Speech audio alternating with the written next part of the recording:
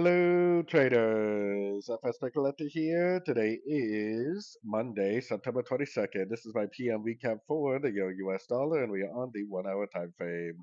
So we did end up pushing up pretty decent today. We have a breaker structure on the 1 hour time frame, so we know that we're in some sort of a move to the upside. Based on my higher time frame analysis, I still think this is likely the end of a correction over here. If that is the end of a correction, I still think there's a pretty good chance this is going to turn into an overlapping corrective pattern like a wave one and a wave two, maybe going to like the 50 to 61% over the next couple of days before hopefully we get another push down for a wave three. So depending on what kind of trader you are, you could be looking for longs if you're a scalper, or you could be waiting for the end of a correction if that really is a wave two. So anyways, don't forget to check out my website linked over here in the corner. And as always, thank you for watching and happy trading.